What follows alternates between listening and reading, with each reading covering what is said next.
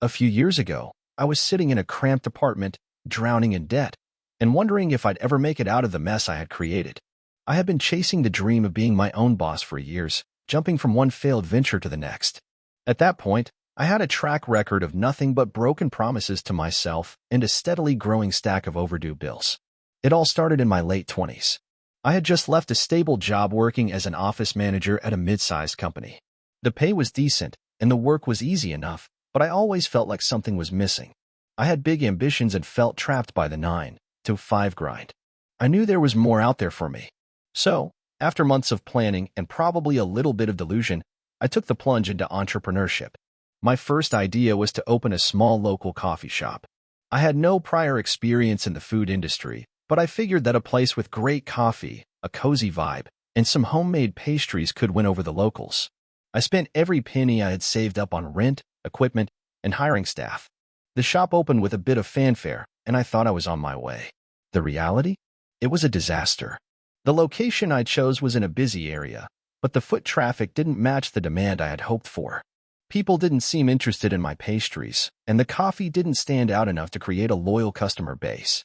I ended up running at a loss for the first year, dipping into my savings to keep the business afloat. I tried to pivot. I brought in live music, hoping to turn the shop into a weekend hangout. I tried launching a loyalty program. I even started offering delivery to offices nearby. Nothing worked. By the end of the second year, I closed the shop. I was broke, emotionally drained, and my self-esteem was at an all-time low. But I didn't give up. The next year, I decided to try something completely different. I got into online retail. I'd always loved technology and gadgets, so I figured I'd start an e-commerce store that sold tech accessories.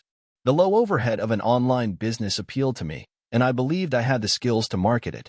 I spent months researching suppliers, building a website, and figuring out what products would sell. I launched the store with a small selection of phone cases, charging cables, and wireless headphones. The website was clean, professional, and I used all the right SEO techniques to try to get noticed on Google. But once again, things didn't go according to plan. The sales trickled in, but not enough to sustain the business. I spent more time and money on ads, social media promotions, and influencer partnerships than I had on the actual products. I quickly realized that I was not prepared to run an e-commerce business. I shut it down after another year, and by this point, I was back at square one. I had burned through all my savings, maxed out a couple of credit cards, and was now facing an overwhelming sense of failure. I was 31 years old, and I felt like my dreams of being an entrepreneur were completely out of reach. But I wasn't ready to give up. I needed to regroup, to rethink my approach.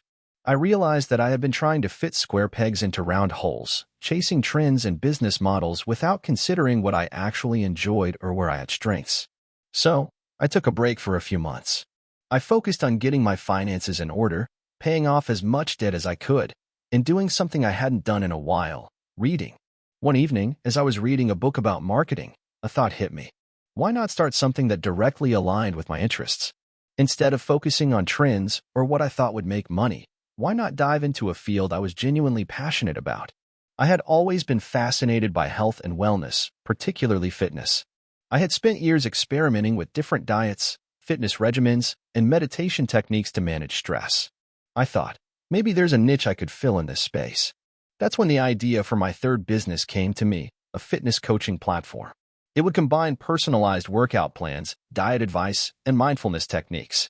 I could offer one-on-one coaching, build a community, and help people like me who were struggling to balance health and everyday life. I started small. I got certified as a personal trainer and nutrition coach, and I began offering free sessions to friends and family. The feedback I received was overwhelmingly positive. It felt different from all the other ventures. This time, I wasn't selling a product. I was selling something I believed in.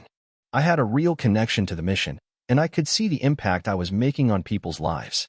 I built a website with basic landing pages, shared free content on social media, and slowly started building my client base. The key was consistency. I wasn't looking for quick wins. I wanted sustainable growth. I started focusing on providing real value, writing blog posts about fitness and nutrition, creating workout guides, and engaging with followers on Instagram and YouTube. After a year of hustling and learning, the business began to gain traction. Clients were coming in, and my brand was starting to get noticed. By the second year, I had built a small but loyal following. My income was still modest, but it was steady, and I finally felt like I was on the right path. The business kept growing, and I started developing online courses and digital products. Eventually, I was able to hire a small team to help with content creation and marketing, freeing me up to focus on coaching and expanding the business further. The most rewarding part of this journey wasn't the money, though. It was the ability to look back and see how far I had come. From the failed coffee shop to the e-commerce disaster, each failure taught me something valuable. I learned how to be resilient, how to pivot, and how to focus on what truly matters. Today, my fitness coaching platform is thriving. It's not just about selling workout plans anymore. It's a full community of people dedicated to improving their health. I've been able to give back, offering free fitness programs to underserved communities and even partnering with a few local charities to promote wellness. I'm not a millionaire, and I'm far from having everything figured out. But I am proud of what I've built, and for the first time in a long time, I'm actually excited about the future. If I've learned anything from all my failures, it's that the most important thing is persistence. As long as you keep learning, keep trying, and don't give up, you'll eventually find your way. Now, every time I see someone struggling with their fitness or their entrepreneurial journey, I can't help but smile and remind them that failure isn't the end. It's just the beginning of the next chapter. Don't give up. The road to success isn't linear, but if you're willing to get back up every time you fall, you'll get there eventually. If you enjoyed the video, don't forget to leave a like and subscribe to the channel. It helps the content grow and motivates me to create even more great videos. Turn on notifications so you don't miss any new uploads. By the way, I'm curious, when do you usually watch my videos? While working, studying, or just relaxing at home? Let me know in the comments. I'd love to hear from you. Thank you for your support. It was a Saturday afternoon in early spring when I decided to take a leap. I had been working as a software developer for a mid-sized tech company for nearly 3 years, and while I had grown comfortable in my role, the spark of entrepreneurship had started to flicker in my mind. The idea of starting my own business had always been there, lurking in the background, but I had always pushed it aside, convinced it was just a passing fantasy. That day, though, something changed. It all started with a conversation I had with my friend Tom. Tom and I had been college roommates, and we'd always shared a love for technology and innovation. After graduation, he went off to work in finance while I dived into the world of coding. We hadn't talked much recently, but when I picked up the phone and heard his voice, it felt like no time had passed. "Hey, man, what's been up?" he asked casually. "Well, same old.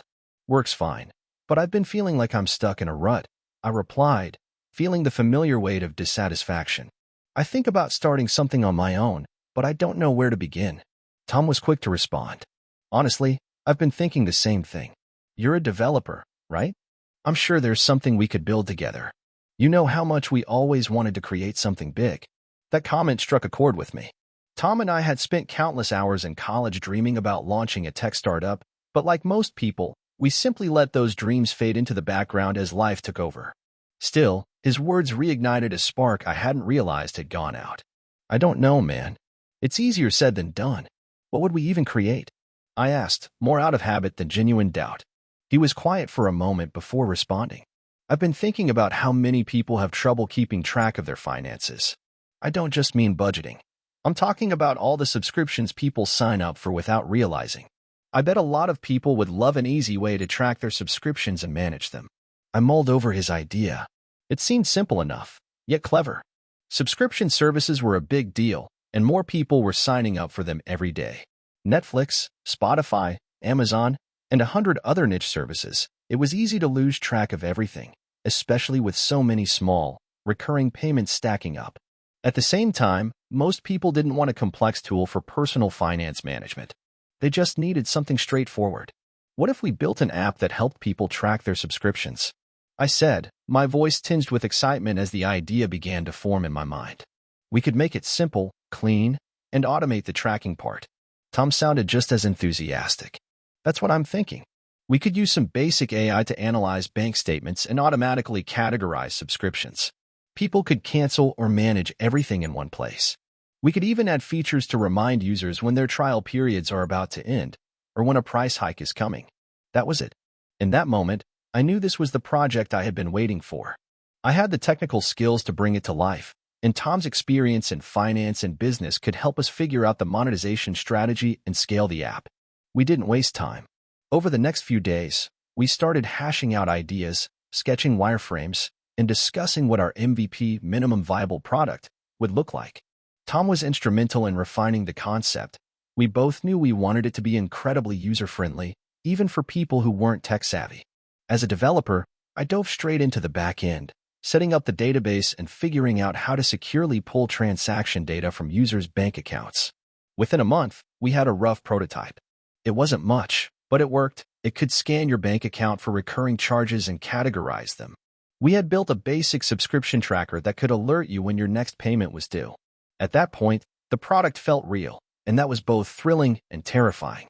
We were both still working full-time jobs, so our progress was slow, but we kept pushing forward. Tom had connections in the finance world and reached out to a few people who might be interested in testing the app. Meanwhile, I worked on perfecting the code, adding more features like integration with different bank APIs and even a way to cancel subscriptions directly from the app. The first few months were tough. We were juggling our full-time jobs with building the app, and there were plenty of late nights and weekends spent coding or discussing our next move. But something amazing happened during that time. We started to gain traction. We launched a beta version of the app, and while the user base was small, the feedback we received was incredibly encouraging. People were excited about the simplicity and utility of our product. They loved the idea of managing everything in one place, and many of them started to share it with their friends. With that momentum, we made a crucial decision. We needed to go all in. Tom and I quit our jobs, took the plunge, and turned our side project into a full-time venture. The transition wasn't easy. We were suddenly responsible for every aspect of the business, from customer service to marketing to scaling the app. There were moments of doubt, especially when we ran into technical challenges or when the user growth wasn't as fast as we had hoped. But through it all, we remained focused on our vision. We continued to improve the app based on feedback, adding features like a budget planner, which helped people not just track subscriptions, but also manage their overall spending. Slowly but surely, word spread, and we began to see consistent growth. It wasn't overnight success. It was months of hard work, sleepless nights, and constant iteration, but we were getting there. 2 years after we first launched, our subscription management app was reaching over 1 million active users. We had been approached by investors and had successfully raised our first round of funding. Our team had grown to 20 people, and we were now building partnerships with large companies that wanted to integrate our tool into their own services. Looking back, it feels surreal. There were so many moments when it seemed like we were on the verge of giving up. But in the end, it was all worth it. We had built something that solved a real problem, and in doing so, we had created a business that not only supported us financially but gave us a sense of fulfillment we never could have imagined. That phone call with Tom had changed my life. It was the catalyst that pushed me out of my comfort zone and into the world of entrepreneurship. I'll never forget those early days of excitement, doubt, and hope. And while the journey isn't over, we have big plans for the future. I can say with confidence that taking that leap was the best decision I ever made. I think about it often, how a single conversation between two friends led to something that changed everything for both of us. If you're reading this and you have an idea you believe in, my advice is simple: take the leap. It's terrifying, but it's also incredibly rewarding. You'll never know unless you try. And who knows? Maybe one day you'll be telling your own version of this story. I was 26 when I made my first big business decision. I was working a 9-to-5 job in a corporate office. Every day felt like I was stuck in a loop of pointless meetings and mundane tasks. But I was also itching for something more. It wasn't that I hated the job. I just didn't feel fulfilled. I always knew that deep down. I wanted to build something, create something that would leave a mark. I was just unsure of what that something would be. One day, I was scrolling through Instagram, and I saw this ad for an online course on how to create a passive income stream. I had heard of passive income before, but I wasn't exactly sure what it entailed. The ad promised to teach me how to set up an online business that would allow me to earn money even while I was sleeping. The idea sounded too good to be true, but I couldn't stop thinking about it. The thought of making money without having to clock in every day was intriguing. So, I clicked the link and signed up. At that time, I didn't have much saved up. I wasn't from a wealthy family, and I hadn't inherited a fortune, but I was willing to take the risk. I didn't tell anyone, not even my friends, because I wasn't sure if this was a great idea or just another scam. But as soon as I started the course, I realized how much I didn't know. The instructor, a former corporate worker turned digital entrepreneur, shared his journey of building an online business from scratch. He gave real, actionable advice on everything from building an email list to creating automated sales funnels. I spent the next few weeks obsessing over this course. After work, I'd come home, eat dinner, and then dive right into the lessons. It was exhausting, but I felt alive for the first time in a long while. I started to get a glimpse of what my future could look like if I succeeded in this venture. But I also knew I was facing an uphill battle. The internet was full of people promising easy money, and I knew I had to be smarter than that. I had to treat this like a business, not just a side hustle. After finishing the course, I sat down and made a plan. I had zero experience with online marketing or creating digital products, but I had a burning desire to learn. I thought about all the things that I had struggled with in my life, things I wished I had known sooner, and I decided to turn those struggles into content that could help others. My first idea was to create an ebook. It was simple, cheap to produce, and could be sold indefinitely. I spent weeks writing, editing, and researching. I kept telling myself that if I just created something valuable, people would buy it. But then came the real challenge, marketing. I didn't have a big social media following, and I had no experience with advertising. I had read that paid ads were the way to go, but I didn't have much money to throw around. So, I decided to focus on organic growth first. I started a blog and published articles related to the topic of my ebook. I shared my experiences, insights, and tips in a way that felt authentic and helpful. Slowly but surely, people started reading my content. They started signing up for my email list, and I could see the potential of what I was building. After a few months, I launched my ebook. The response was underwhelming at first. I sold a few copies to friends and family, but not much beyond that. It was a crushing feeling, to be honest. I had worked so hard, and yet the results didn't reflect that effort. But instead of giving up, I doubled down. I started experimenting with different ways to get more exposure. I reached out to influencers and bloggers in my niche, asking if they would be willing to review my book or share it with their audience. Some said yes, others didn't reply, but I kept pushing forward. One day, a blogger with a sizable following agreed to write a review of my ebook. That was the moment everything changed. His review was glowing, and it drove a surge of traffic to my website. I sold more ebooks in that one day than I had in the previous month. I was ecstatic, but I knew this was just the beginning. I took that momentum and reinvested the profits into paid ads. I fine-tuned my campaigns, making sure I was targeting the right audience. I also launched a second product, a course based on the ebook. I wanted to create something more comprehensive, something that would provide more value to my audience. The course was even more successful than the ebook, and I began to see my business grow in ways I hadn't imagined. As my online business continued to grow, I started thinking bigger. I didn't want to just be someone selling digital products. I wanted to build a brand, a company that could scale and hire employees. I created a website that looked professional, invested in better tools, and hired a small team to help with customer support and content creation. The more I grew, the more I realized that my old 9-to-5 job was holding me back. I made the decision to quit. It was terrifying, but it was also exhilarating. I no longer had to answer to anyone but myself. I was in control of my own future. I dedicated myself to scaling my business, trying new strategies, and continuing to learn. There were plenty of challenges along the way. There were moments when I doubted myself, when I felt overwhelmed by the sheer amount of work required. But with every setback, I learned something new, and I became more resilient. 2 years later, my business was generating 6 figures in revenue annually. I had multiple income streams, including affiliate marketing, sponsored partnerships, and my digital products. I had built an email list of over 50,000 subscribers, and I was getting recognized as an authority in my niche. I was living a life I had once only dreamed of. But here's the kicker. I'm not special. I don't have some secret sauce or hidden talent. I just took action. I didn't wait for the perfect time or the perfect idea. I saw an opportunity, and I went for it. It wasn't easy. It wasn't quick. But it was worth it. If you're thinking about starting your own business, know that you don't have to have everything figured out from the start. Just take the first step, and then the next, and the next, and eventually you'll look back and realize how far you've come. I'm not saying I have all the answers, and I'm still learning every day, but the journey has been worth it. The freedom, the sense of accomplishment, the ability to impact others in a meaningful way, it's all possible. You just have to be willing to put in the work and take risks. If I can do it, you can too. I started my entrepreneurial journey with a single goal in mind: to build something meaningful that could change the course of my life. It wasn't some big, flashy dream I had since childhood, nor was it driven by the desire for fame or fortune. No, it was about freedom and control over my own future. To give you some context, I was fresh out of college with a degree in marketing and a growing sense of dissatisfaction with the typical 9 to 5 job trajectory. I had done some internships, worked for a couple of companies, and could already see the limitations that come with traditional employment.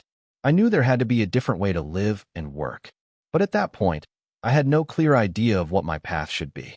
After graduation, I jumped between jobs, trying to figure out what I truly enjoyed.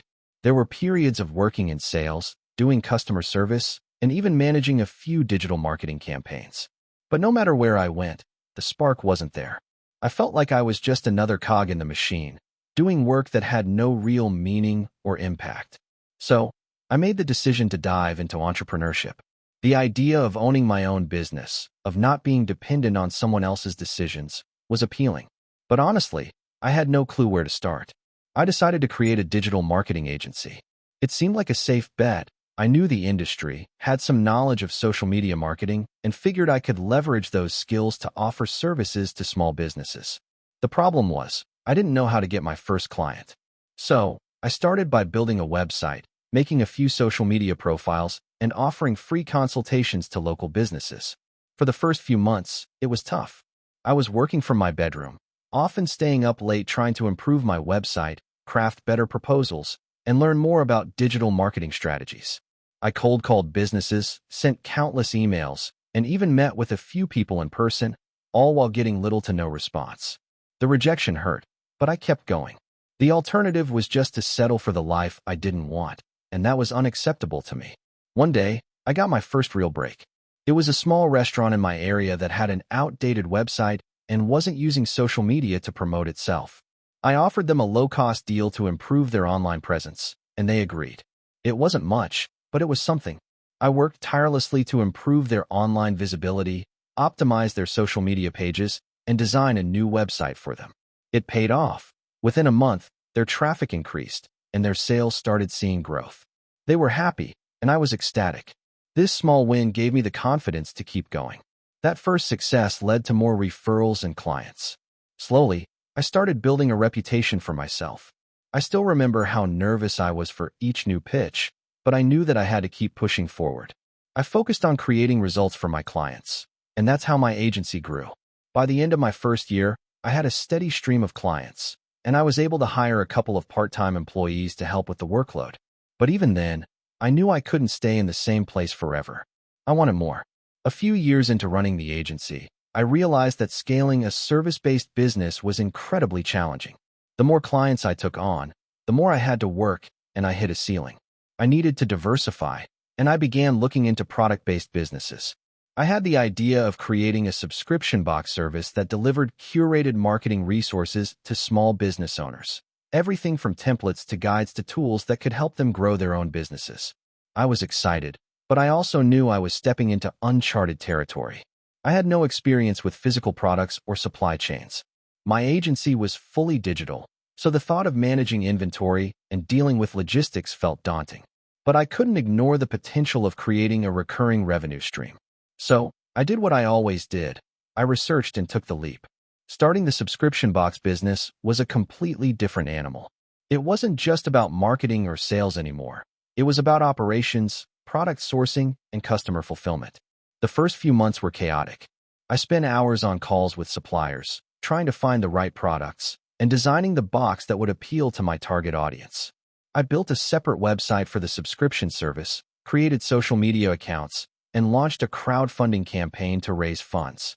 The first shipment went out to a small group of early adopters, and I remember feeling an overwhelming sense of pride when I saw those first boxes being packed and shipped. But my excitement was tempered with anxiety. What if the customers hated the boxes? What if they unsubscribed after the first month? The fear of failure was always there, lurking in the background. Luckily, the feedback was overwhelmingly positive. Customers loved the curated items, and many of them continued their subscriptions for months. The subscription box business grew, and within the first year, I had enough subscribers to make it a profitable venture. But the real breakthrough came when I figured out how to scale both my digital marketing agency and the subscription box business simultaneously. I hired a few more team members, delegated tasks, and set up more automated systems for both businesses. It wasn't all smooth sailing.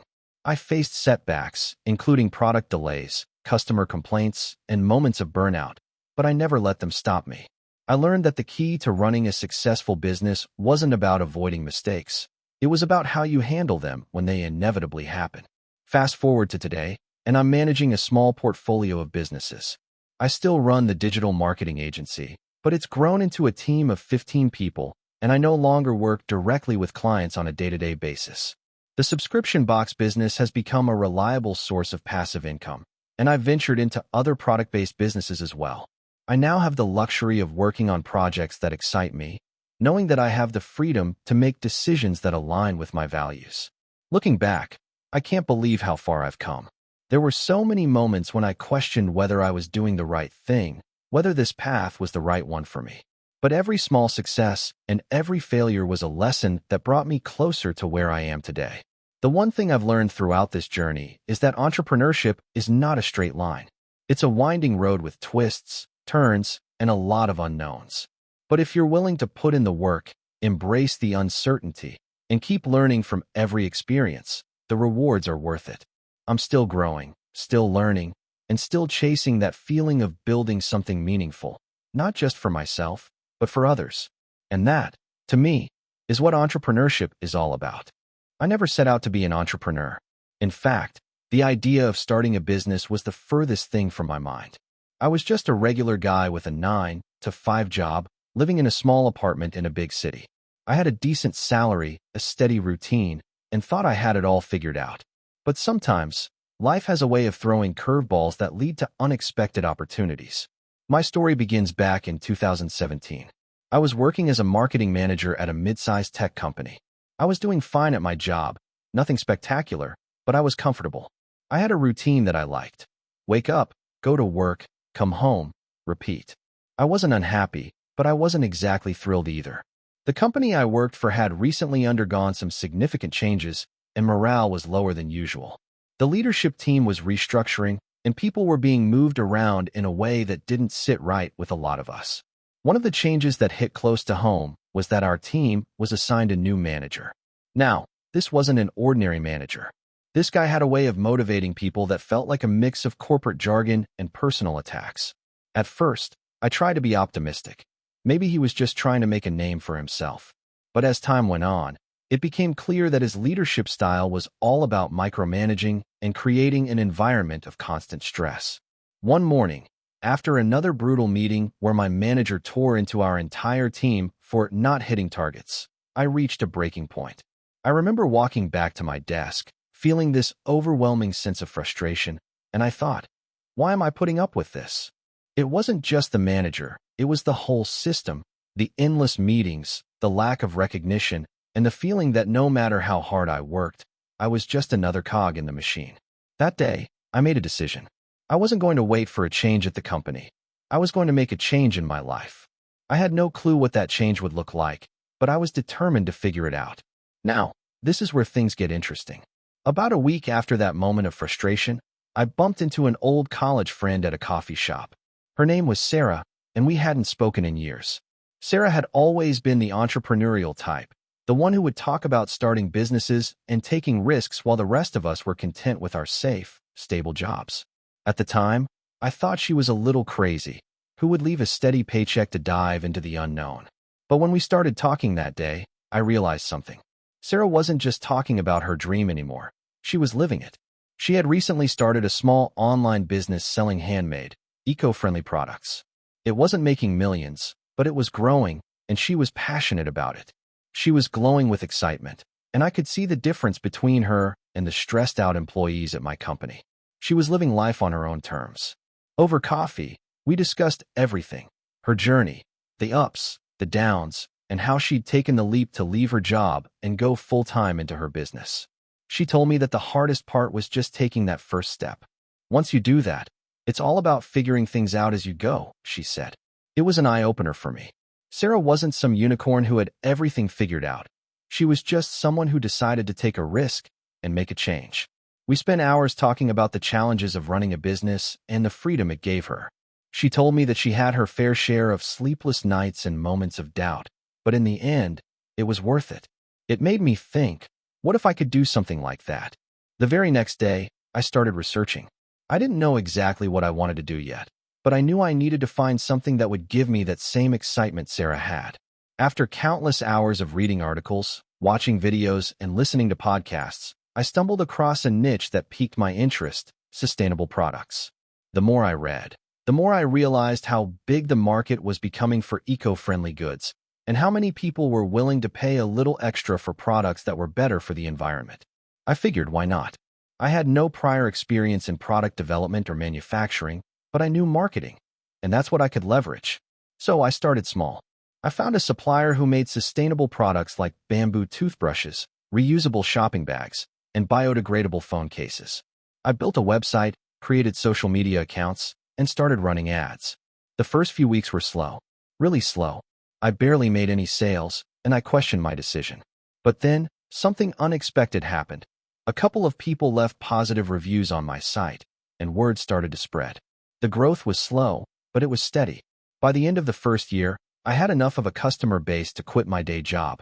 It wasn't easy, and it definitely wasn't glamorous. There were months where I wasn't sure how I was going to pay myself. There were sleepless nights when I worried I was making a huge mistake. But every time I felt like giving up, I reminded myself of why I started in the first place. I wanted control over my life and my career, and I wanted to be part of something bigger than myself. Fast forward to today, and I'm proud to say that my small eco-friendly business has grown significantly. We've expanded our product range, hired a small team, and even started partnering with other eco-conscious brands. I'm not a millionaire yet, but I'm making a comfortable living doing something I'm passionate about. More importantly, I've gained a sense of fulfillment that I never experienced in my corporate job. Looking back, I realized that the frustration I felt at that company wasn't a setback. It was a wake-up call. If I had never been unhappy in my job, I might have stayed in that rut forever, never taking the chance to chase my own dreams. And to think it all started with a random coffee date with an old friend. My advice to anyone reading this: if you're feeling stuck or unfulfilled in your career, don't wait for something to change. Take the first step yourself. You don't need to have it all figured out. Just start, and the rest will follow. Entrepreneurship isn't easy, but the rewards are worth it. If I can do it, so can you. I remember when I first realized I was going to be an entrepreneur. It wasn't some grand epiphany or moment of clarity, it was more like an accident. I'd always been the type of person who kept to myself, avoided taking risks, and generally stayed in my comfort zone. But life has a funny way of pushing you out of your little bubble, and that's exactly what happened to me. It started in 2016, during a time when I felt like my life was in a holding pattern. I had just graduated from college with a degree in marketing, and I was living in a small apartment in a city that wasn't my hometown. I had an office job that paid the bills, but it didn't excite me. I was doing the typical 9 to 5 grind, answering emails, attending meetings, and living for the weekend. It wasn't the dream life I had imagined for myself, but it was comfortable. And sometimes, comfort can be the enemy of ambition. It was around that time when I discovered the world of side hustles. I was scrolling through Reddit one day, as I often did to procrastinate, and found myself on a thread about people turning their passions into businesses. There were stories of people who were selling handmade goods on Etsy, teaching online courses, or even offering freelance services. Something clicked in me. If they could do it, why couldn't I? I didn't have any immediate answers, but I started brainstorming. At first, I thought about doing something related to marketing since it was my field of expertise. Maybe I could offer social media consulting or create a digital marketing agency. But the more I thought about it, the less excited I became. It felt like just another job, a bigger, more stressful version of the one I already had. That wasn't the kind of life I was looking for. Then, one day, I was cleaning out my closet and found an old stack of books that I hadn't read in years. There were a few on graphic design, something I had dabbled in during college but had never fully pursued. I started flipping through them, and the creative spark hit me like a bolt of lightning. I realized I had always loved design but had never given it a real shot. Why not try to build a business around that? The idea of combining my marketing background with design skills seemed like a perfect match. I had a few freelance gigs under my belt already, but they were mostly just small side projects for friends. Still, it gave me some confidence to take the next step. I spent the next few months diving headfirst into learning everything I could about graphic design, branding, and starting a business. I enrolled in online courses, watched YouTube tutorials, and started experimenting with different design tools like Adobe Illustrator and Photoshop. It wasn't easy, but I was determined. Every night after my 9 to 5 job, I worked on building my skills. I had no illusions about it being easy, but I knew I had to start somewhere. Eventually, I decided to take the plunge and launch a business offering logo design and branding services. I didn't have a huge portfolio, so I started by offering discounted or even free services to people I knew. I figured I needed to build a portfolio, and the best way to do that was by helping friends and family with their businesses or personal projects. Slowly, I started getting more referrals, and my work began to get noticed. There was a moment when things started to shift. I had just finished designing a logo for a local restaurant, and they loved it so much that they referred me to another small business owner in their network. That was the turning point. Once I had a couple of paying clients, things started snowballing. My confidence grew, and I started investing more time and money into my business. I created a professional website, built a stronger portfolio, and even started running ads on social media to attract more clients. But even with all this progress, there were moments of doubt. I had quit my job to pursue my side hustle full-time, and the financial pressure was real. Some months were slow, and I wasn't making nearly enough to cover all my expenses. I remember one month, I had only made a couple of $100s from my business, while my rent alone was over $1,000. I was scraping by on savings, hoping that the next month would be better. And then came the big break, or at least, what I thought was the big break. I received an email from a startup asking me to design their logo and branding. The company was small, but they were backed by investors, and they seemed like they were on the verge of something big. The job came with a hefty paycheck, but what really excited me was the possibility of long-term work with them. I spent days perfecting their logo and brand identity. I felt like this was the moment that would put my business on the map. The day I delivered the work, I was nervous. I had poured everything into this project, and I was eager for their feedback. When I received the email back, my heart dropped. They didn't like it. In fact, they hated it. They didn't think the design aligned with their vision, and they asked for a complete redesign. I was crushed. This wasn't just any client. This was the opportunity one had been waiting for. I had failed, and it felt like my dream was crumbling in front of me. I spent the next few days in a state of despair. I was questioning everything. Maybe I wasn't cut out for this after all. But then, something strange happened. I decided to get back to work. I took a deep breath, read their feedback carefully, and started from scratch. I wasn't going to let this setback define me. The second version of the design was far better. The client loved it. In fact, they liked it so much that they not only paid me in full but also referred me to a few of their connections. Slowly but surely, my business started to gain momentum again. Looking back, that failure was one of the best things that could have happened to me. It taught me resilience, and it taught me that no matter how hard you fall, the important thing is to get back up and keep going. That's what entrepreneurship is all about, learning from your mistakes and growing stronger because of them. Now, fast forward to 2025, and my business has grown beyond my wildest expectations. I've worked with some amazing clients, built a team of talented designers, and expanded my offerings to include website design and digital marketing. I've been able to hire people, invest in tools that make my life easier, and travel to places I never thought I'd see. Most importantly, I've built a life that I love, one that challenges me, excites me, and pushes me to keep learning every day. Was it easy? Absolutely not. There were sleepless nights, financial struggles, and moments when I thought about giving up. But if there's one thing I've learned through all this, it's that the road to success is never linear. It's filled with ups and downs, but as long as you keep pushing forward, you'll eventually find your way. Entrepreneurship isn't for the faint of heart, but if you're willing to put in the work and keep going even when it feels like the world is against you, it can be one of the most rewarding experiences of your life. I wouldn't trade this journey for anything. I was always the kind of person who had big dreams, but never really knew how to put them into action. I had this vision of owning my own business, but it always seemed like an impossible goal. There were so many doubts in my mind. What if I fail? What if it doesn't work out? What if I lose everything? I'm sure a lot of you can relate to those voices in your head that make you second-guess yourself. But I'm here to tell you that taking the plunge was the best decision I ever made, and here's how it all went down. It started when I was in my mid-20s, working at a marketing firm. I had a decent job, decent pay, and a steady routine. But there was something about that routine that drained me. Every morning, I would wake up at 6 a.m., drag myself out of bed, and go through the motions of getting ready for work. I would sit at my desk for 8 hours, listening to my boss drone on about metrics, analytics, and other corporate jargon that just didn't speak to me. Don't get me wrong. I wasn't ungrateful. The pay was good, the benefits were solid, and I had a stable job. But something was missing. The turning point came when I was having coffee with a friend one weekend. He was telling me about this side hustle he had started, an online business that he ran from home. At first, I thought it was a scam or one of those get-rich-quick schemes you always hear about. But as he went on, he described how he was able to work from his laptop, set his own hours, and make money doing something he was passionate about. He was living life on his own terms, and that stuck with me. I began doing some research, reading everything I could about entrepreneurship, starting an online business, and working remotely. I didn't have any clear idea yet about what I wanted to do, but the seed had been planted. The idea of having the freedom to work on my own terms, make my own decisions, and build something from the ground up was intoxicating. One thing I realized early on was that I had no idea where to start.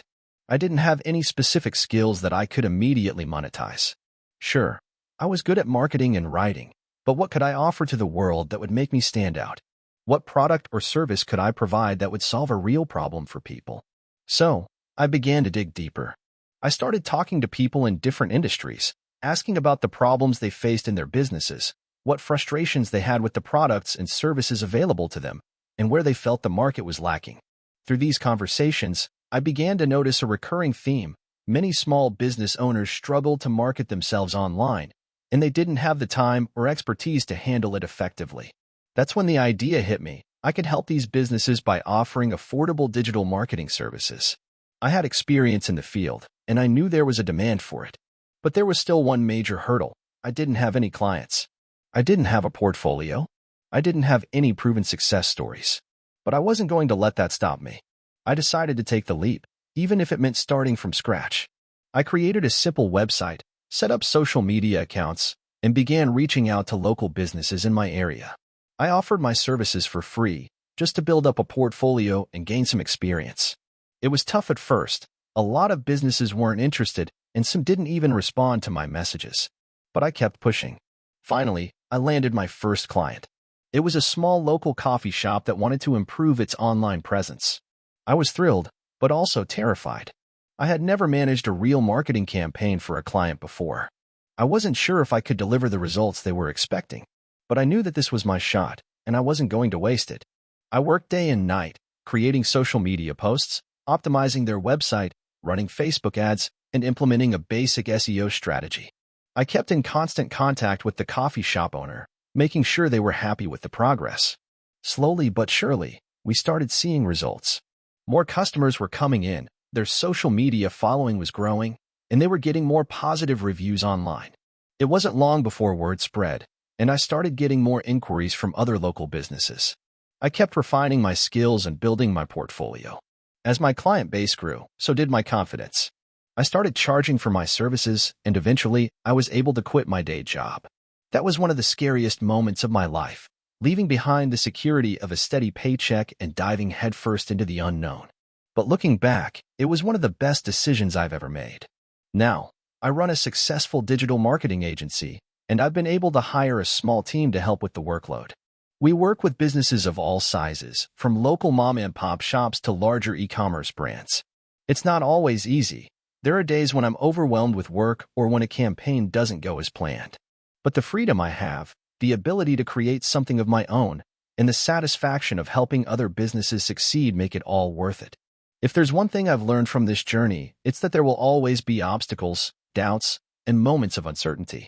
But if you're passionate about what you're doing and you're willing to work hard, you can make it happen. Don't be afraid to take risks, and don't wait for the perfect moment to start. Just take the first step, and the rest will follow. I've had my fair share of failures and mistakes along the way, but each one has been a valuable lesson that's brought me closer to where I am today.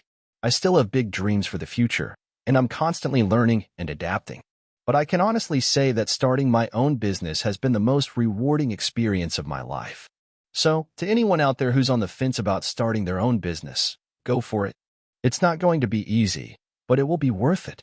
If I can do it, so can you. I've always had the idea that if I wanted something bad enough, I could make it happen. My entrepreneurial journey started out of necessity, but looking back, it's clear that the drive I had came from a place much deeper. This is my story, how I built something from scratch while juggling a full-time job, and the roadblocks, frustrations, and victories along the way. It all started when I was in my late 20s. I had just moved to a new city with my partner. I didn't know anyone, didn't have any connections, and honestly felt like I was starting over. The job market was tight, and I was working as an underpaid assistant at a marketing agency. My salary barely covered the rent and bills, and any free time I had was spent either catching up on personal projects or just decompressing from the daily grind. My partner worked in tech, making significantly more than I did, but it didn't stop me from feeling frustrated. I had always been passionate about creating things, whether it was through art, coding, or building anything I could get my hands on. But I didn't know what to do with that drive. I started researching side businesses, looking for something that could allow me to get out of the 9 to 5 grind and eventually start building a life that was mine. The moment I stumbled upon dropshipping, I felt like I'd found the golden ticket. The idea seemed perfect for someone who had limited capital to start with and wanted to test the waters. It seemed relatively low risk, considering you didn't have to hold any inventory. I was hooked. I spent weeks watching YouTube videos, reading blog posts, and joining online communities that discussed everything from product selection to advertising techniques. I quickly learned that there was more to the process than I had initially thought. It wasn't just about finding a trendy product and launching an online store. The real challenge was marketing it effectively and understanding how to scale. With little savings to spare, I decided to test the waters with a small product. I chose to sell custom phone cases. It wasn't glamorous, but it was something I felt I could easily market.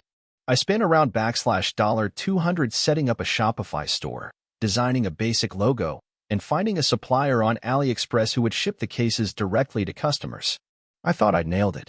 I had the store up and running, and I spent hours crafting the perfect social media ads to drive traffic. But when I launched, nothing happened. No sales. No customers. Just crickets. That's when I realized that marketing is where the real work begins. I had to adjust. I started reading up on Facebook and Instagram ads, then tinkered with different ad formats. I ran small budgets, analyzing each ad's performance meticulously. Slowly but surely, I began to understand what worked and what didn't. At first, I was losing money, but every mistake felt like a valuable lesson. 2 months in, I had made only a handful of sales. It wasn't enough to quit my day job, but it was enough to fuel my fire. I was determined to make it work. I took on extra freelance gigs and invested that money back into the business. I hired a freelance designer to make better product images, tweaked the store, and even ran a giveaway to increase brand awareness. Things started picking up when I finally landed my first viral ad. I still remember the day I saw the sales notification pop up on my phone. I made $60 in a day. It wasn't much, but it felt like a win. I realized that it wasn't about overnight success. It was about consistently making small improvements. Over the next few months, my sales began to grow steadily. I stopped relying on generic designs and started to focus on more unique, niche phone cases that appealed to specific communities. I experimented with influencer marketing and saw how quickly the right partnerships could bring in traffic. Slowly, I started building a customer base and collecting testimonials. But despite my progress, the business wasn't exactly smooth sailing. There were constant hurdles. I had issues with suppliers dropping out or failing to deliver on time, resulting in customer complaints and negative reviews. Shipping times from China were a huge pain point for many customers, so I had to be transparent about delays and offer compensation where needed. The customer service side of things was exhausting. Some days, I felt like I was drowning in emails and returns. Yet every time I wanted to quit, there was this spark inside me that reminded me how far I had come. I had a store that was making consistent revenue, even though it wasn't huge by any means. The key was consistency. A breakthrough came when I finally took the leap to outsource tasks. I hired a virtual assistant to help with order fulfillment and customer service.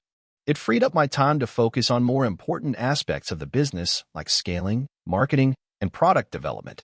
I also started looking into more efficient suppliers to cut down on shipping times, which helped improve customer satisfaction. By year 2, my business had grown significantly. I no longer had to juggle a full-time job and side hustle.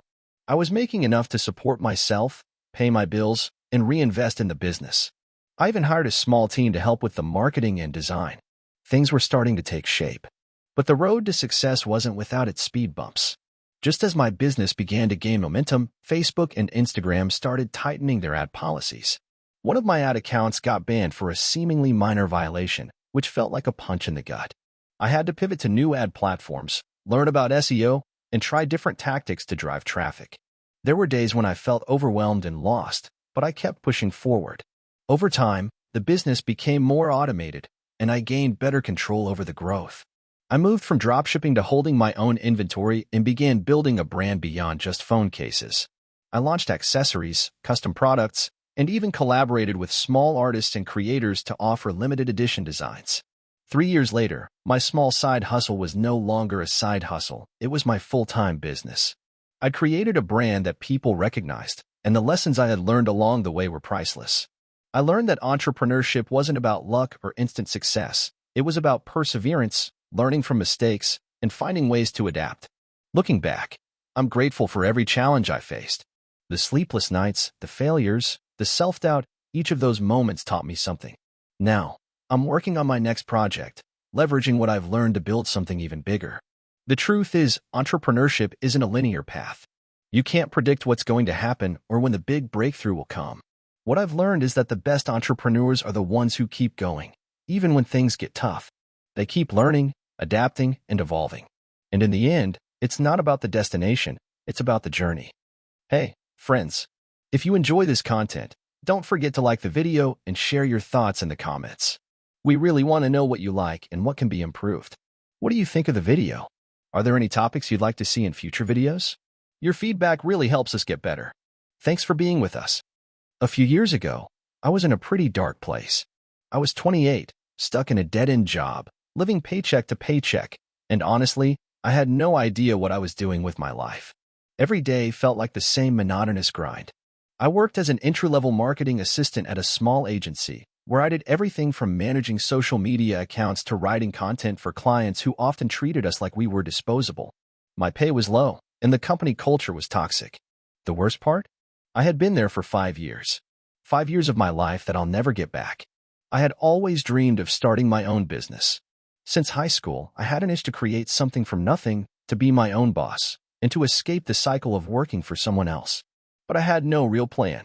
I had an idea, but nothing concrete. One day, I decided to bite the bullet and give it a shot. The thought of being stuck in that job forever was enough to push me into action. So, I started brainstorming. I've always been a huge fan of fitness, and I'd spent the past few years getting really into nutrition and healthy living. I was constantly reading books, watching videos, and trying different workout regimens. At the same time, I noticed a gap in the market for personalized fitness and nutrition plans. There were tons of apps and generic advice out there, but nothing that catered to people's individual needs.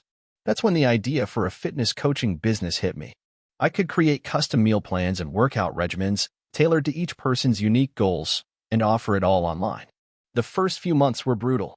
I was still working my 9 to 5 job, so every spare moment I had was spent researching, creating content, and setting up my website. I had zero tech skills, so learning how to build a website was like climbing Mount Everest. I watched countless YouTube tutorials, read articles, and spent more time Googling how to build a website from scratch than I care to admit. But I kept at it. Slowly, the business started taking shape.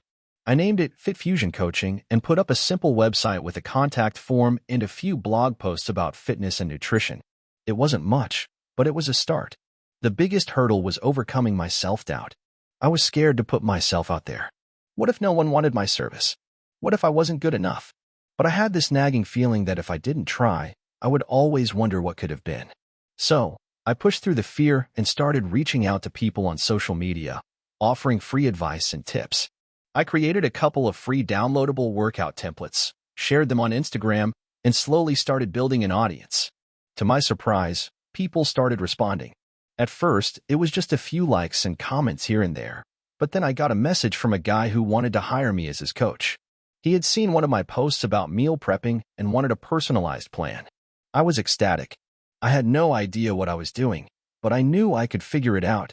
I spent hours crafting a plan for him, researching his goals, and making sure everything was perfect. The best part? He actually followed it, and within a month, he lost 10 pounds and started feeling better about himself. That was my first real success. Over the next few months, more clients started reaching out. The business was growing, but it wasn't without challenges. I still had a full-time job, so I was juggling the business with long hours at the agency. There were nights I stayed up late creating workout plans, early mornings shooting videos for Instagram, and weekends spent trying to catch up on work. But with each success, I became more confident. I wasn't just building a business, I was creating a life I was proud of. One of the key turning points came when I made the decision to invest in my business. I had a few $1,000s saved up, and I decided to put it all into online marketing. I hired a freelance designer to revamp my website, invested in Facebook ads, and signed up for a business course on how to grow an online coaching business. The results were nothing short of incredible. The ads started bringing in new leads, and the business began growing faster than I could keep up with. I got my first international client, someone from Australia, which was a huge milestone. That's when I realized this was no longer just a side hustle, it was turning into something much bigger. After about a year of hard work, I finally made the decision to quit my day job. The leap was terrifying.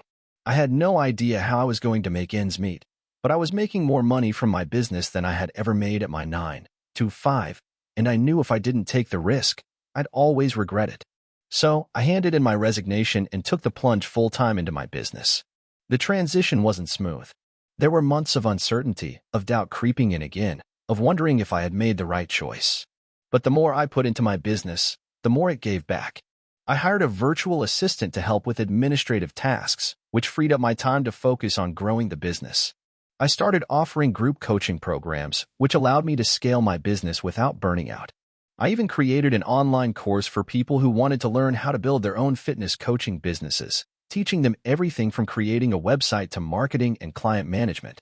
Now, for years later, my business has surpassed anything I ever thought possible. I'm helping hundreds of clients worldwide, and I've been able to scale it into a 7-figure business. I've even expanded into fitness apparel and nutrition supplements, which has been an entirely new learning curve. But through it all, the thing that has kept me grounded is remembering how I started, with nothing but an idea and a whole lot of hustle. If there's one thing I've learned through this journey, it's that the biggest obstacle isn't the market or competition, it's yourself. It's the self-doubt, the fear of failure, and the imposter syndrome that holds you back. But once you push through those mental barriers, anything is possible. Looking back, I'm grateful for that terrible job I had. If I hadn't been so miserable, I wouldn't have had the drive to start my own business. Now, I'm living the life I always dreamed of, and I get to help others do the same. It hasn't been easy, and it hasn't been quick, but it's been worth every sleepless night and every moment of uncertainty. I'm proof that if you want something badly enough and are willing to work for it, you can make it happen. So, to anyone out there who feels stuck or unsure, I say this: take the leap. Start small, keep learning, and never give up. The road ahead won't be easy, but the reward on the other side is worth it. I grew up in a small town where everyone knew everyone else's business. My parents worked hard. My mom was a nurse, and my dad was a mechanic. Neither of them had a college education, but they valued hard work and instilled that into me. I always wanted more. I didn't want to be stuck in the same small town, living paycheck to paycheck, like so many of the people around me. When I graduated high school, I had no real idea what I wanted to do. I knew I didn't want to work in a factory or a service job, so I enrolled in a local community college. I thought I'd get a degree in business, but honestly, I was just figuring things out as I went. It wasn't until my second year that I stumbled onto a passion: digital marketing. It hit me like a freight train, a way to make money using the internet. I saw people building empires from their laptops, and I thought, that could be me. My first big break came during my junior year. I decided to take an internship with a small e-commerce company that sold phone accessories. The pay was awful, but the experience was invaluable. I worked 12 hours a day, learning everything about online marketing, SEO, social media campaigns, email funnels. It felt like the Wild West. The company was struggling, but I quickly noticed a few things. Their website was outdated, their social media presence was non-existent, and their SEO strategy was practically non-existent. I pitched them a plan to revamp their online marketing. It was risky, but I felt confident. They had nothing to lose. To my surprise, they let me run with it. I spent the next few months working on their website, updating the product descriptions, setting up a blog, and creating an Instagram account. Slowly but surely, traffic to the site started picking up. A few months in, their sales had doubled. They gave me a small bonus for my efforts, and it felt incredible. It wasn't about the money, it was about proving to myself that I had the skills to do something on my own. After graduation, I decided not to follow the conventional path of getting a real job. Instead, I took the money I'd saved up and launched my own digital marketing agency. I didn't have much, but I had determination. I started by offering my services to local businesses. I worked on websites, created social media strategies, and optimized SEO for anyone who would listen. The first year was rough. I didn't have a consistent income, and I was constantly hustling to find clients. I worked out of my bedroom, and my laptop was my best friend. One of the biggest challenges was dealing with clients who didn't understand the value of what I was offering. I had to fight to convince small business owners that a strong online presence could actually increase their sales. I remember this one restaurant owner who wanted me to create social media posts for her, but she refused to spend money on ads. She thought posting once a week would be enough. I had to be persistent. I showed her case studies of other restaurants that had invested in ads, and eventually, she agreed. It was a turning point for me because it made me realize that I needed to educate my clients as much as I needed to deliver results. The business started growing, but it wasn't easy. There were times when I considered throwing in the towel. I remember one month where I couldn't pay my bills because I didn't have enough clients lined up. I had to borrow money from my parents just to keep the lights on. It felt humiliating, but I knew I had to keep going. I had to believe in myself even when it seemed like the world didn't. Things started picking up after my third year. I had gained a solid reputation, and my client base was growing steadily. I hired my first employee, a designer who helped with creating ad graphics. Then, I hired a content writer. Slowly, I built a small but efficient team, and we began taking on bigger clients. We moved out of my bedroom and into a small office space downtown. We were growing, but I still had doubts. I worried about being too small to compete with the larger agencies. I worried about making mistakes and losing clients. The breakthrough came when I got a client who changed everything. A well-known local gym reached out to me after seeing the results I'd achieved with smaller businesses. They had a massive following, but their online presence was weak.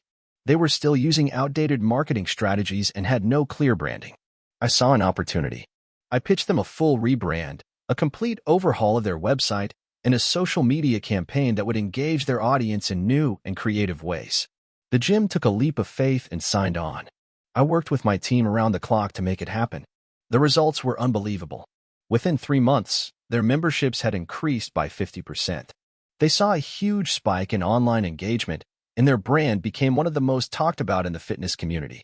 That project got the attention of other big companies, and before I knew it, I had several major clients knocking on my door. With bigger clients came bigger challenges.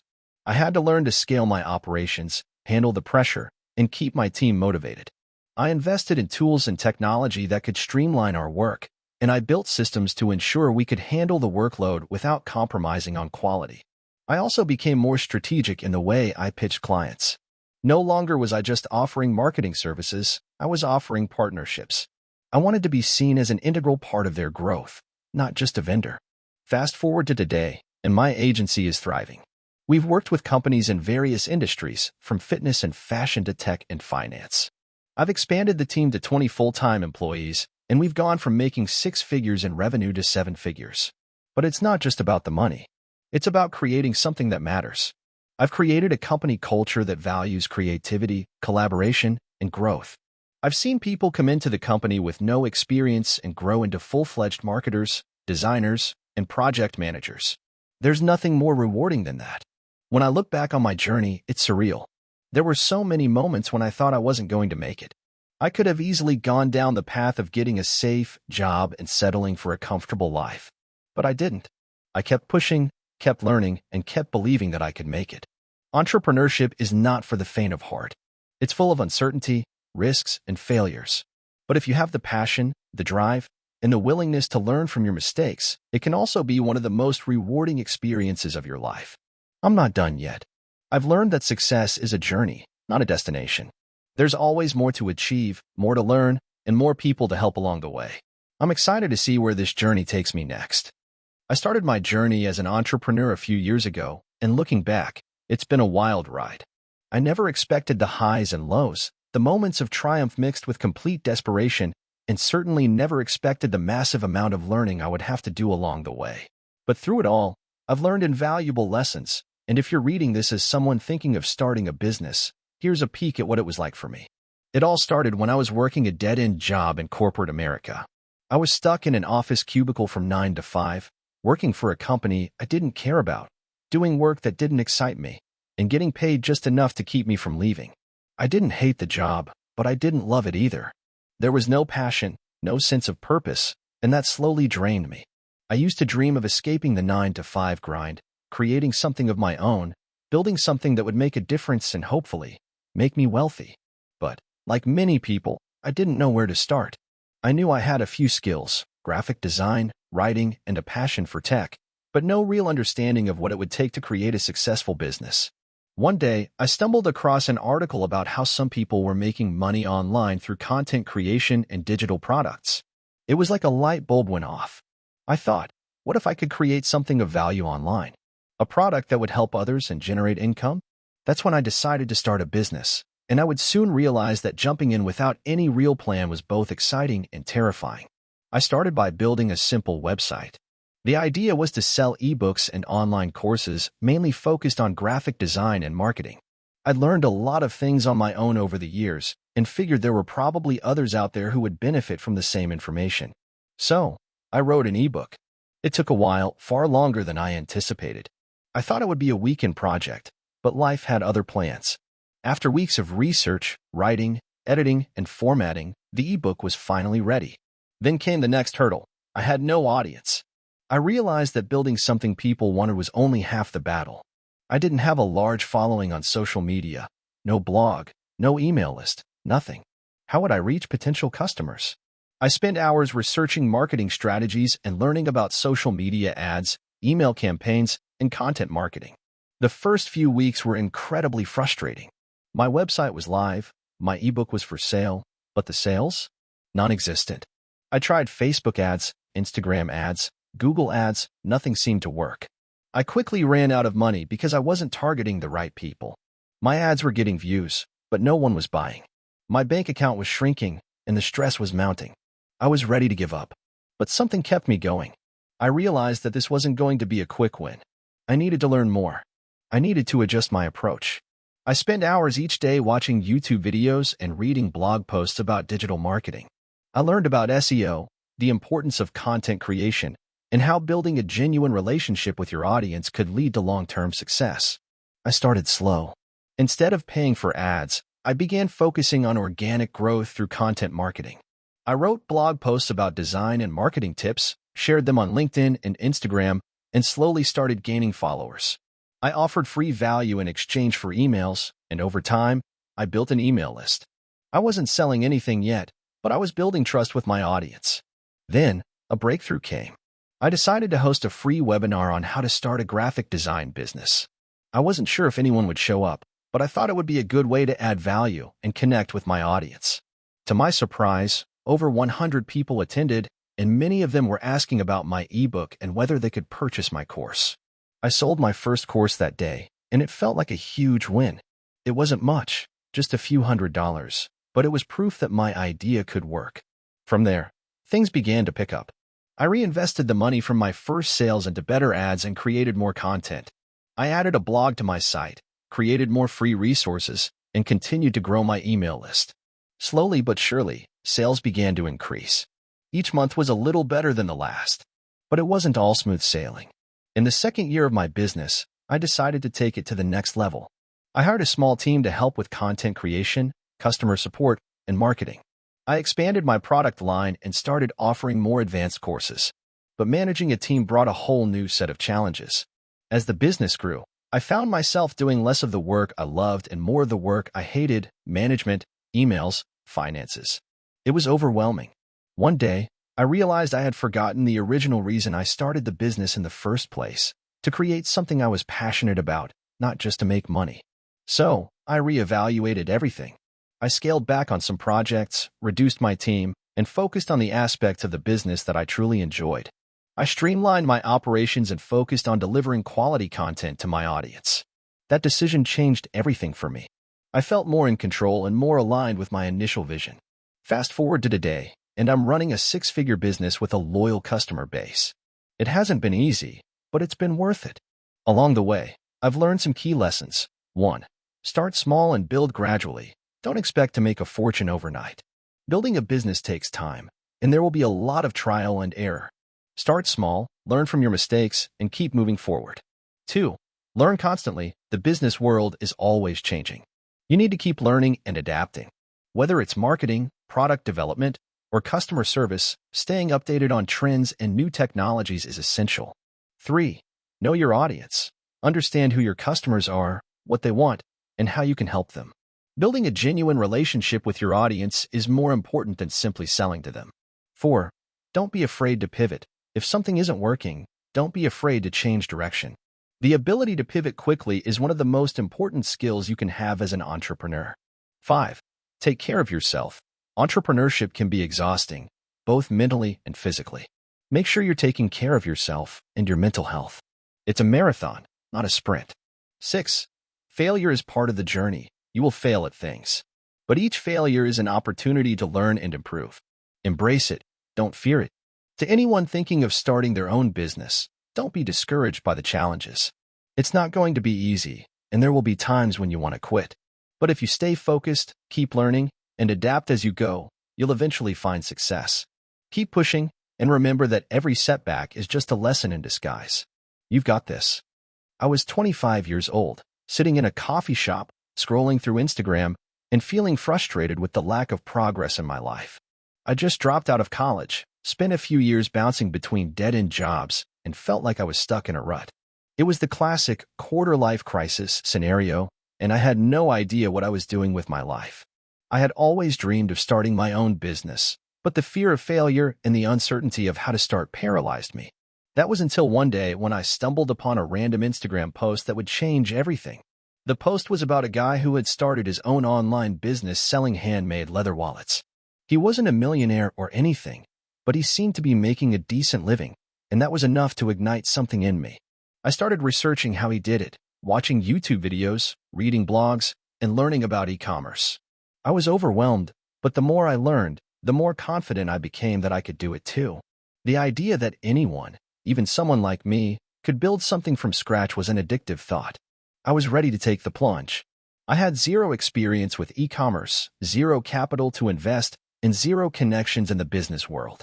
What I did have was a strong desire to learn and a willingness to hustle. I started looking for a niche that I could dive into.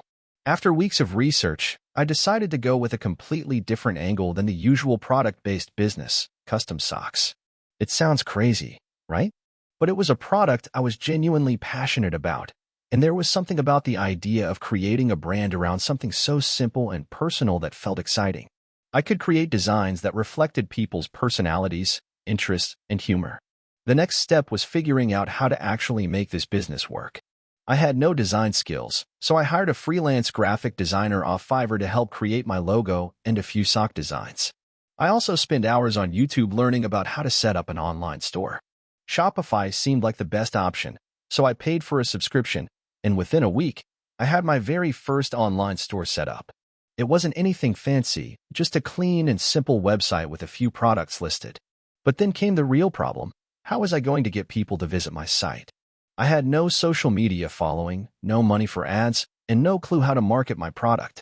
I had to get creative. I started reaching out to influencers in the fashion and lifestyle space, offering them free socks in exchange for a shout-out. I must have sent out at least 50 messages, and after weeks of waiting, I finally got a response. One influencer agreed to post about my socks, and I was ecstatic. When her post went live, I braced myself for the influx of traffic to my site. But nothing happened. It was like I was invisible on the internet. The sale I had dreamed of never came. I was disheartened, but I refused to give up. I began experimenting with different marketing strategies. I tried Facebook ads, Instagram giveaways, and even cold emailing people who seemed like they'd be into my product. Slowly but surely, sales started trickling in. It wasn't enough to live on, but it was enough to keep me motivated. The next breakthrough came when I started focusing on niche markets.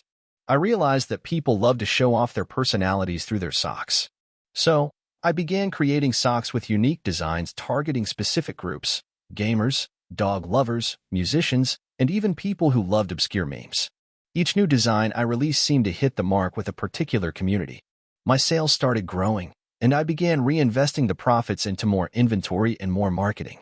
I had a few rough months, but I kept pushing through, constantly tweaking and improving my process.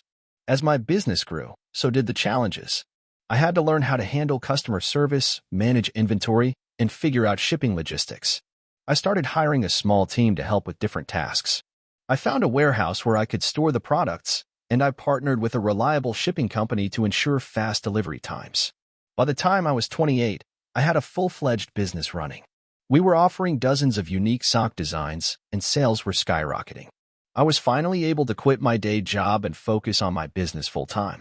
Looking back, the most significant challenges I faced were the fear of failure and the constant feeling of being out of my depth.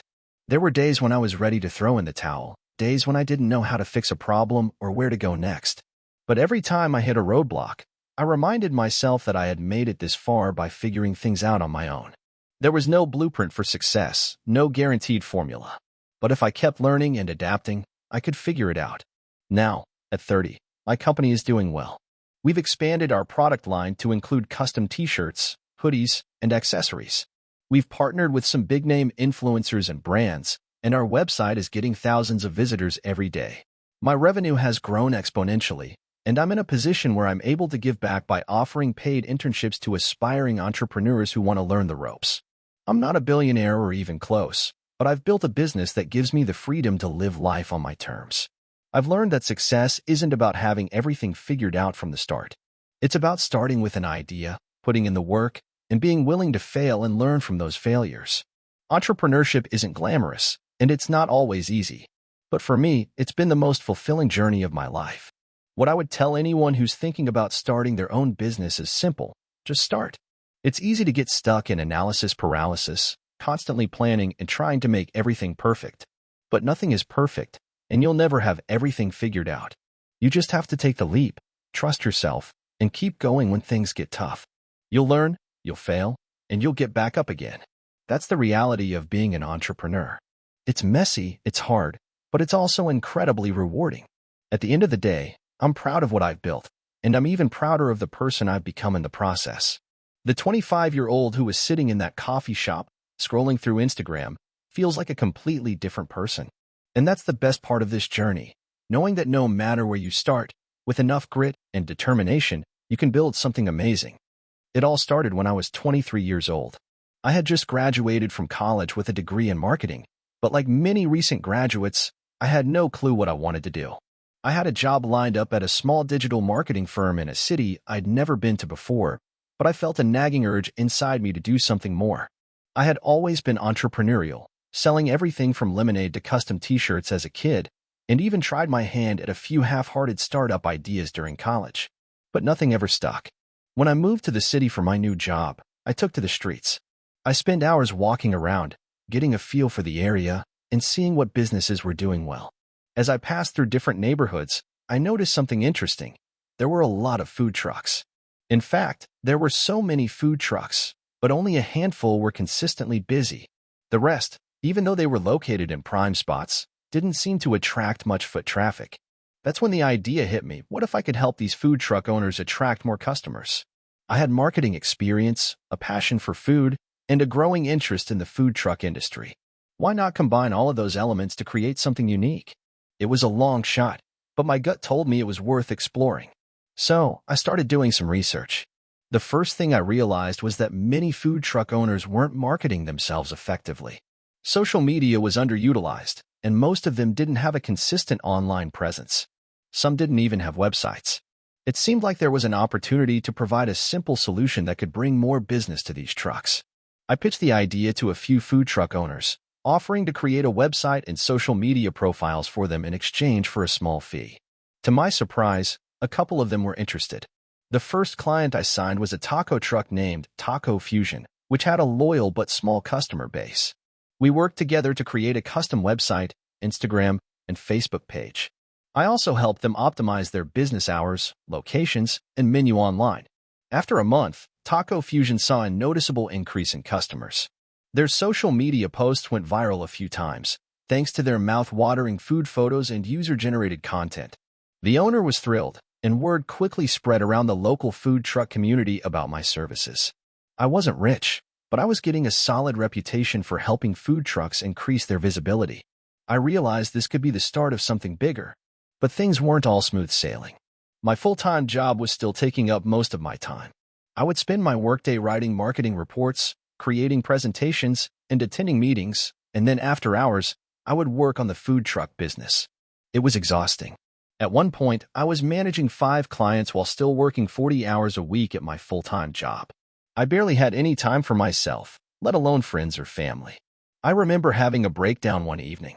I was sitting at my desk, staring at my computer, juggling multiple client emails and deadlines when I asked myself, what am I doing? Am I really cut out for this? I was overwhelmed, and I wasn't sure I could keep up with both the full-time job and the food truck side business. It felt like I was sacrificing everything to build something that might never pan out. But then I remembered why I started in the first place. I wanted to create something for myself. I wanted to escape the traditional 9 to 5 grind and have the freedom to make my own decisions. So, after a lot of soul-searching, I decided to quit my full-time job and pursue the food truck marketing business full-time. It was a huge leap of faith, and I was terrified. But I knew deep down that if I didn't take the plunge now, I would never forgive myself. That was the hardest and scariest decision I ever made. I had a steady income, benefits, and job security, but it was clear to me that I wasn't happy. I wanted to build something bigger than myself. I also realized that I had learned enough over the past few months to build a sustainable business, something I could be proud of. I spent the next few months hustling. I reached out to more food truck owners, expanded my services, and improved my marketing strategies. I wasn't just helping food trucks create websites and social media accounts anymore. I was building entire marketing strategies. I offered photography services, branding packages, and even event planning to help them attract more customers. Word of mouth started working in my favor, and before I knew it, I had more clients than I could handle. By the end of my first full year, my business was making more money than my old full-time job ever had. It was still a grind, but it felt like everything was finally coming together. I hired my first employee, a social media manager, to help me with content creation and scheduling. That freed up a lot of my time to focus on sales and business development. The real breakthrough came when I launched a subscription-based service for food trucks. This was something I had been working on for months, a platform where food truck owners could subscribe to a service that would manage their online presence, create custom marketing campaigns, and even help them coordinate food festivals and pop-up events. I pitched the idea to a few larger food truck companies, and the response was overwhelmingly positive. I was able to scale my business even further by offering tiered pricing based on the size and needs of each food truck. As I grew the business, I started to focus on building partnerships with food truck manufacturers and suppliers. I realized there was an entire ecosystem around the food truck industry, and I could position my company as a key player in that ecosystem. The more I learned, the more I realized how much potential there was in this niche market. Over the next few years, I expanded my services to help food truck owners manage their finances, procure permits, and handle legal matters. By the time I was 30, my company was a leader in the food truck marketing space. We had a team of 15 employees and had helped over 1,000 food trucks grow their businesses. We were expanding to other cities and even started offering services internationally. My life had changed dramatically. I had the freedom to work on projects I was passionate about, travel when I wanted, and be my own boss. And yet, despite all the success, I never forgot the lessons I learned during those early, tough days. Looking back, it feels like a lifetime ago. I'm proud of what I've built, but I'm also deeply grateful for the struggles that shaped me. Without the sleepless nights, the doubt, and the constant hustle, I wouldn't have gained the resilience or the vision I have today. Entrepreneurship isn't for the faint of heart, but if you have the drive and the willingness to take risks, the rewards are worth it. 5 years ago, I started a company from my one-bedroom apartment with a cracked coffee table, a second-hand laptop, and a Wi-Fi connection that went out every time it rained. At the time, I was 28, recently laid off from a job I didn't like, and living off unemployment checks and cheap noodles. My background was in digital marketing, but I had this itch to build something of my own. I didn't know what yet, just that I couldn't go back to clocking in and out for someone else. The idea came like most of mine do, by accident. I was helping a friend promote her handmade candle business online, and I realized how horrible most small businesses were at email marketing. Not just her, but all the others in her co-op. Beautiful products, zero digital strategy. I offered to help for free, and within a week, her tiny newsletter had doubled its open rate. Within a month, she was getting consistent sales from it. It wasn't rocket science, just good storytelling and decent segmentation. But it was something most small brands didn't have time for, and big agencies didn't care about unless you were paying them 5 figures a month. I figured there might be a gap. I posted on a few small business Facebook groups offering affordable email marketing help. No fancy landing pages or logos, just my name, a Gmail address, and a few screenshots from my friends' results. The next day, I got 5 responses. 3 turned into paid gigs. That's how it started. Me writing email campaigns for Etsy sellers, boutique apparel shops, and one guy who sold beard oil and believed he was going to be the next Dollar Shave Club. He wasn't, but I learned a lot writing for him. I called the business Ember and Ash, mostly because it sounded cool and like something that could be on a candle label or a whiskey bottle. It was just me for the first 6 months. No employees, no contractors. I wrote emails all day and pitched new clients at night. I charged peanuts at first, $200 for a full month of email content. But it was enough to keep the lights on and slowly build a reputation. The first turning point came when a fitness brand in Austin reached out after reading a case study I'd posted on LinkedIn. They had a decent list, solid traffic, and zero email automation. I quoted them $2,000, fully expecting a thanks but no thanks. Instead, they said yes and asked if I could start the next day. It terrified me. I didn't even have contracts or invoicing software at the time. I scrambled to get everything together, worked 80-hour weeks that month, and delivered what was probably my best work up to that point. They referred me to another client, then another. I raised prices, hired a freelance copywriter to help, brought on a virtual assistant. Before I knew it, Ember and Ash had a pipeline of steady clients, and my cracked coffee table was replaced with a real desk. In year 2, I made a bold move. I turned down a 6-figure content strategy gig from a major supplement company because they wanted to own all the creative IP. I didn't want Ember and Ash to become just a plug-and-play agency. I wanted us to own our voice, our process, and eventually, our own products. That rejection forced me to pivot again. Instead of chasing whales, I started building retainer packages for mid-sized e-commerce brands. We focused hard on lifecycle marketing, welcome series, cart abandonment, product launches, stuff that could be systematized. We'd A/B test every subject line, obsess over open rates, and present monthly reports with actual business outcomes, not just fluffy engagement stats. By year 3, I had a team of 6, 3 writers, a strategist, and 2 project managers. We were fully remote and operated out of Slack, Zoom, and Notion. Revenue passed $500K. I took my first vacation in almost 3 years to a cabin with no Wi-Fi. It felt weird not to check email every hour, but I came back with a clearer head. Then came COVID. At first, it was chaos. Half our clients froze their budgets. One apparel brand ghosted us after a $4,000 invoice. I thought we were going under. But then something unexpected happened. E-commerce exploded. Everyone was online, and brands were desperate to reach customers in ways that felt personal. Email marketing went from nice to have to business critical almost overnight. We doubled down. I offered free audits to struggling businesses. That led to paid projects. We streamlined onboarding, standardized pricing, and created a library of templates and frameworks for internal use. Within 9 months, we'd replaced all the lost revenue and then some. I hired 3 more team members, including a part-time CTO to help us build a proprietary tool for list segmentation. In year 4, I did something I never thought I'd do. I stepped back. Not entirely, but I stopped writing every email. I stopped reviewing every subject line. I let the team run things and focused on building Ember and Ash into something bigger than just an agency. We launched our first product, a DIY email marketing course for solopreneurs. It sold 300 copies in the first week and kept selling long after I stopped promoting it. We followed that with templates, swipe files, and a membership community. That side of the business now brings in consistent monthly revenue and has given us breathing room to be more selective with client work.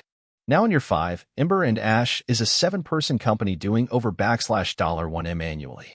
We have clients across the US, Canada, Australia, and the UK. Most of them come through referrals. We still don't run ads. We don't have a sales team. Just a reputation built one email at a time. And me? I still live in that same apartment.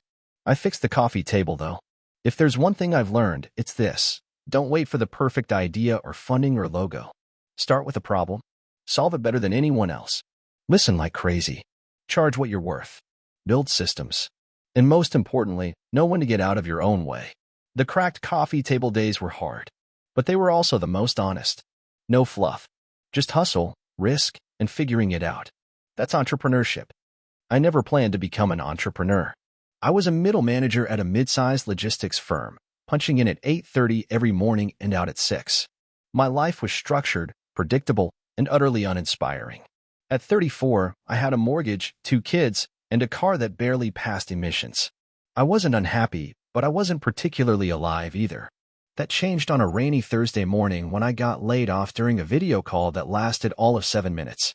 The company had been acquired, and the new parent organization decided to streamline operations. I spent the first week in a daze. My severance would last me about 4 months if I was frugal, but I was more consumed by the humiliation of it all. I wasn't just out of a job, I was obsolete. No headhunter was knocking on my door. I must have rewritten my resume 15 times, scoured LinkedIn, even considered getting certified in project management. But something inside me started to rebel. I couldn't stomach the thought of going back to a cubicle. One night, I was doom-scrolling job boards when I got a message from my college friend Ravi. We hadn't spoken in years. He was now based in Austin, running a small but successful digital marketing firm. He asked what I'd been up to, and I told him the truth. Jobless. Lost. Probably drinking too much coffee. Ravi said something that stuck with me. You ever think about starting your own thing? You're too damn smart to be waiting for someone to hire you. I brushed it off at first, but the seed had been planted. What could I even do on my own? I wasn't a coder. I didn't have a brilliant app idea, but I did know logistics. Specifically, I understood the chaos that small businesses dealt with trying to ship their products without getting gouged by big carriers. That weekend, I started researching. I called up 2 former clients who ran e-commerce businesses and asked them about their shipping pain points. Both said the same thing. They were wasting hours every week trying to compare rates, printing labels, dealing with customer service reps, and tracking shipments manually. That was my light bulb moment.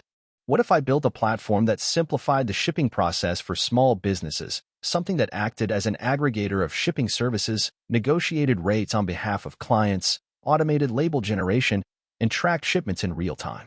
It didn't have to be flashy. It just had to work better than what was out there. I called it Pack Lite.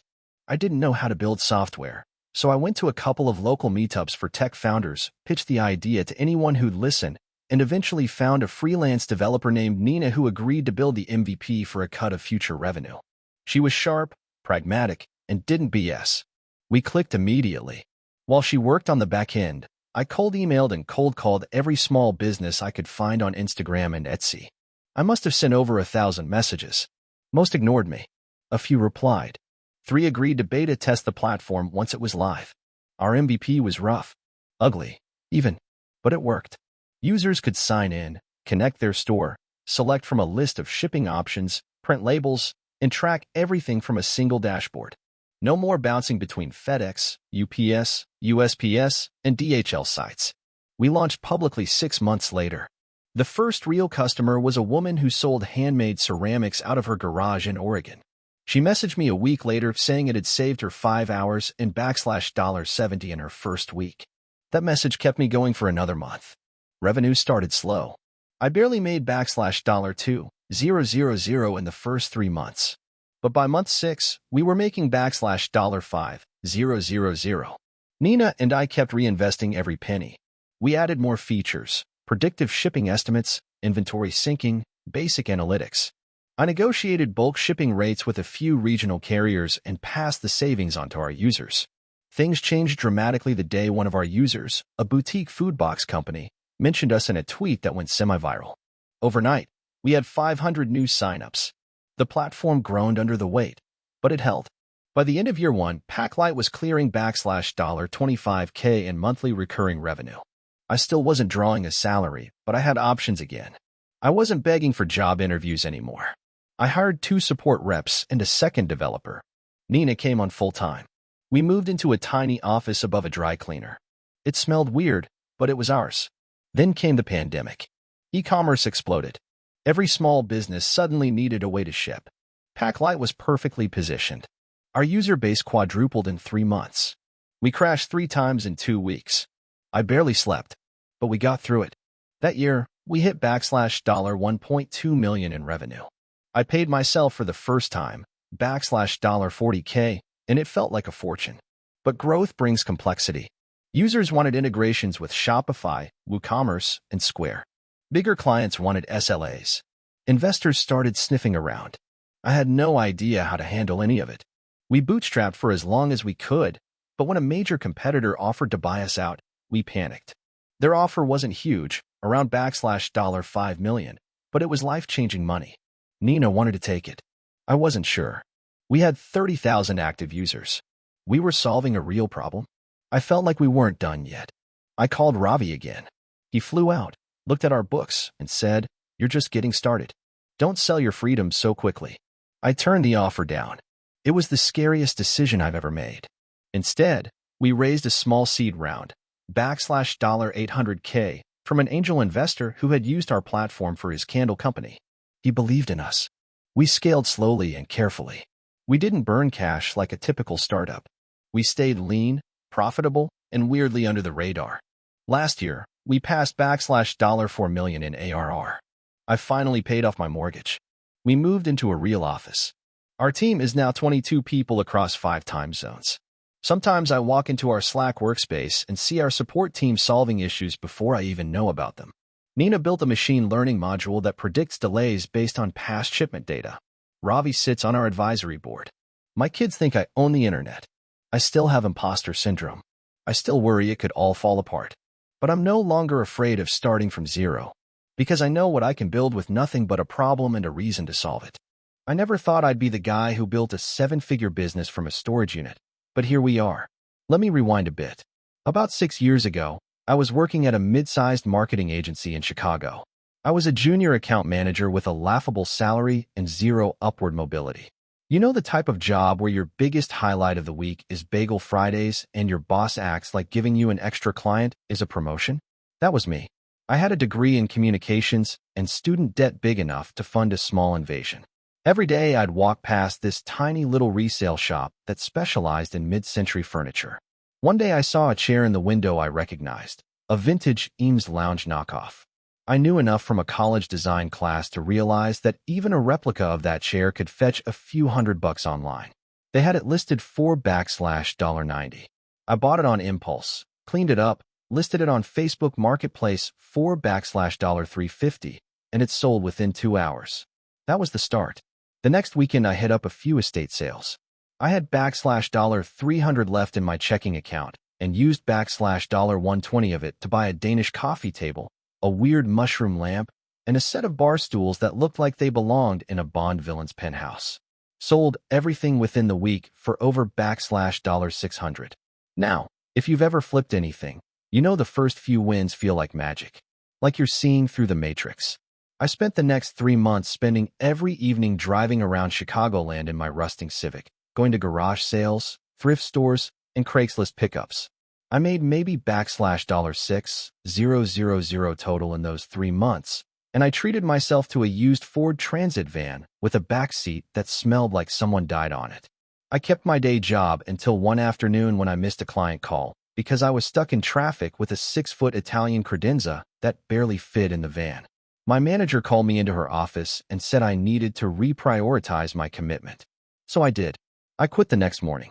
I had $700 in the bank, no steady income, and a van full of dusty furniture. The next year was survival mode. I rented a 10 by 20 storage unit and turned it into my mini warehouse.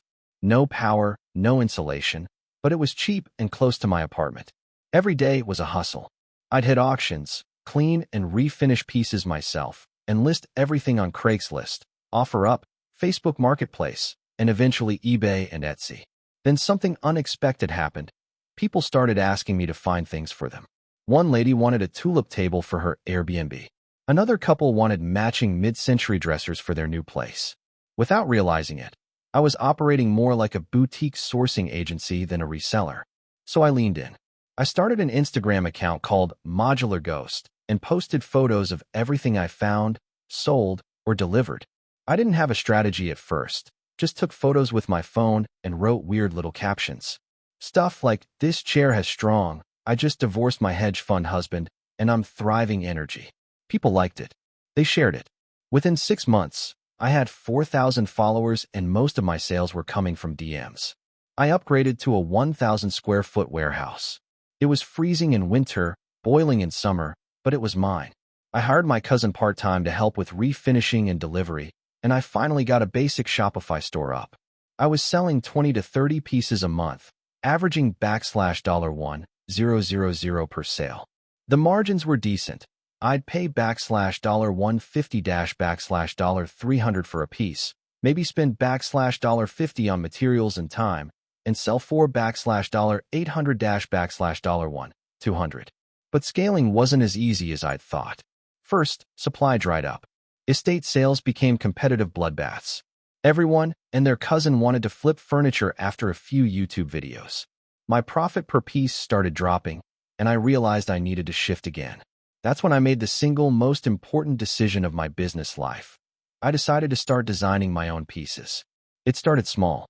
I took the measurements and aesthetic from a 1960s Italian sideboard and had a local carpenter make a simplified version out of reclaimed oak. Cost me $380 in materials and labor. I listed it for $100 and it sold in 24 hours. I realized I didn't need to wait for rare pieces to appear. I could make my own modern vintage designs. I partnered with a couple of local craftsmen and slowly phased out reselling. Within a year, I was shipping out 5 original pieces a week. That's also when I got my first viral post. I designed a modular walnut shelving system with a slightly asymmetrical layout. I posted a video showing it being assembled with some indie music in the background, and it blew up. It got reposted by a few design blogs, and someone from Dwell messaged me for a feature. I scrambled to make my brand look more legit, got professional photos, rewrote my site copy, rebranded to Ghost Assembly. Sales exploded. I went from $20K/month to over $80K/month in 5 months. I brought on 2 full-time employees, one for logistics, one for customer service, and moved into a 4,000 square foot production space just outside the city. I wasn't doing much hands-on work anymore, just designing, sourcing materials, and managing orders. Weirdly, I missed the grind, the smell of wood dust and old leather. But I knew I couldn't go back. We hit our first million in revenue by year 4. Of course, not everything was smooth. We had a nightmare Q3 last year when 2 suppliers failed to deliver raw materials on time and 5 orders were delayed by 6 weeks. I offered everyone partial refunds and a free shipping upgrade, but one influencer client blasted us on TikTok. It hurt, but also forced me to build redundancy into our supply chain and get serious about inventory software. Now we do custom work for interior designers, boutique hotels, and high-end home builders. We've shipped to 38 states and 4 countries. We still do direct-to-consumer, but most of our revenue comes from trade clients. I haven't taken outside investment. No VCs, no angels. Just sweat, time, and reinvesting every dollar. If there's a takeaway here, it's this: don't wait for the perfect idea. Start with what you can touch, flip, fix, or clean. The path will unfold. I didn't plan to become a furniture designer. I just followed what was working, leaned into feedback, and stayed ridiculously scrappy. Every so often, I still stop at estate sales on Saturday mornings. Not because I need to, because I want to remember how it started. A chair in a window, a hunch, and a $90 risk that changed everything. Thank you for watching until the end. If you enjoyed this video, don't forget to like and subscribe to the channel so you won't miss new videos. Also, leave a comment. I'd love to hear your thoughts. Your support and engagement mean a lot to me. See you in the next video.